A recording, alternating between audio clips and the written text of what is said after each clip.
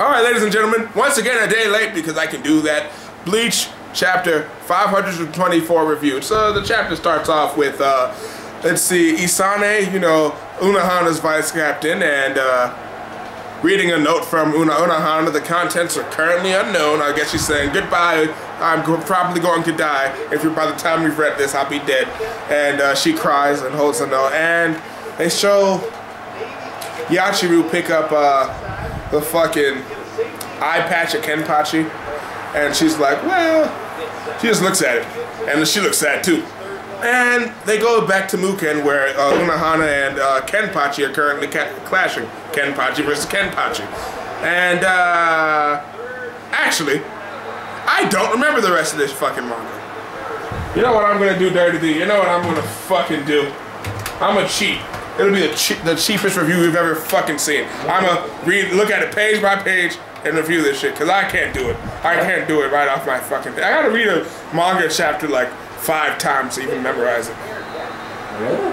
Well, I mean, I know what happened, but if I'm gonna review it properly, I can't really miss out on any details, can I? No, you're right. Well, I only remember the intro part. You know, manga fucking stream always wastes their pages with all these arts. I don't want to see the art. Put it all at the end. They look good, but put it all at the end. That's true. I like them at the end, but I mean, I'm still alright with them being there. Yeah, me too. But and like I said, they go back to the fight. Unohana dodges KENPACHI's slash with like little effort whatsoever, and looks like she cuts his neck. Cuts like close to his neck. I don't know. I thought he was gonna die right there, but she looked like she just cut the shoulder, and she's pretty much just destroying this guy. It's like she's just beating him, throwing keto at him, kicking his ass. I mean, this is stuff you think KENPACHI should be able to take care of himself with, but he can't. Because she's just as crazy as him. Maybe that's what KENPACHI's weakness is. He needs someone to be just as insane as he is. Because Notora was not insane. And Yami wasn't insane either. He was just pretty much, you know, angry and stupid. But not insane. And, she notes how KENPACHI was smart enough to like remove his eye patch at the start of the fight. It shows like he has some respect for her already, because usually the guy always has that fucking eye patch on, always, because he doesn't want to kill him easily. But he pretty much knows here, like I'm just guessing, he pretty much knows here that he can't get away with that. So he starts off the fight with his eye patch off. And she says, well, she says he's smart for doing that, but because he's already done that, it's already the extent of his power. And he gets cut again and kicked into a fucking he's got kicked into a fucking rock by Unohana. Now let me stress how big of a deal this is, because we were talking about a character that took a fucking fist to the face from a released Yami. Espada Zero punched him in the face, and the guy got like a bloody nose from it. That was it. He got up easily. Unohana was able to kick this dude into a fucking rock like it was nothing. If I ever met a woman that strong,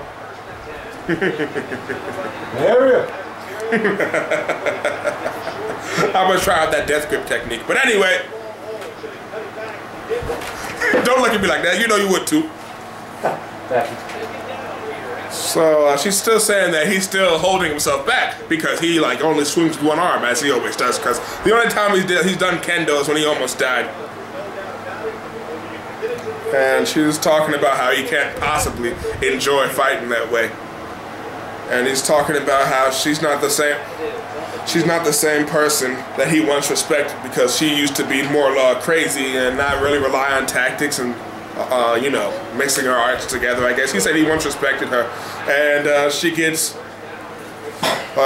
mad or something, and she's like, one does not usually say they respect somebody in a fight to the death. And what does she do here? I'm so bad. Oh, she knocks a fucking sword off this dude's head. KENPACHI's like, I've never seen this shit happen. Usually this is KENPACHI doing this shit. Like, it's, can anyone think of a time KENPACHI had as much trouble with a fucking opponent? I can't. That she hasn't changed, but well, apparently she's like saying that he was possibly stronger back when he was younger, because she didn't have the time to use any of those tactics against him. because he was crazier back then. I'm saying. Well, he asked her, "You saying I've gotten weaker?" And he looks like pretty sad for a second. And he's talking about how he used to actually worship her. He respected her. He looked up to her. Because the dude was crazy as fuck. I can't point that out. I cannot point that out enough times. Oh, don't shake your head at me. I'm trying to correct myself. I'm being humble. You know, I'm not like one of those other YouTubers that make a fucking grammatical mistake. They'll say some shit like bunkai or whatever, and everybody just sits there and he pretends like he didn't say shit wrong. But anywho, hello. No call out. I just say I knew somebody who used to say bunkai. I was like, bunker? Bunker.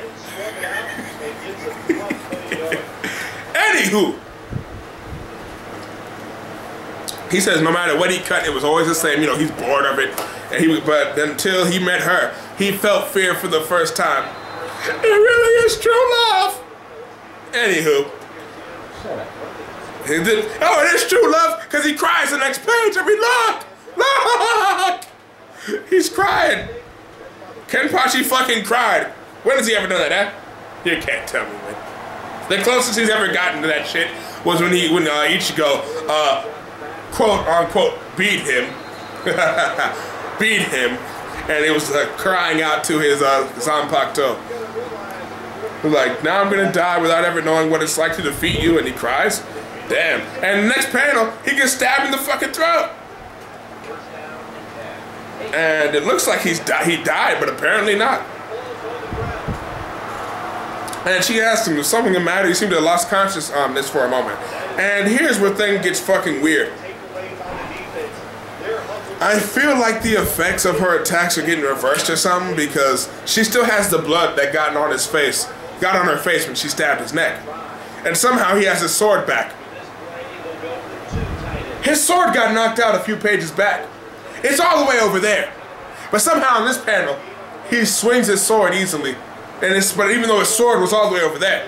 So either his sword wants to help him out now, or she keeps bringing him back every time she kills him. Which would actually make him stronger. And she's saying that he's not going to die because every time he crosses over to the border of death, he comes back stronger. Which is why my theory is that she's probably killing him, re-killing him over and over again to get him stronger than he already is. And she's saying that the fact that, let's see, what did she say? That the oversight you have imposed on yourself is her sin. So basically, what he is now is because of what Unohana was.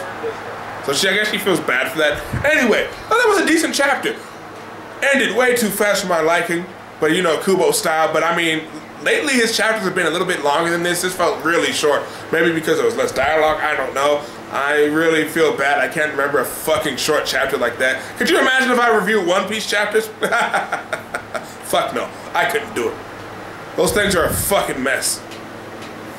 But anyway, that's my review for the week. Thank you for watching. And see you later.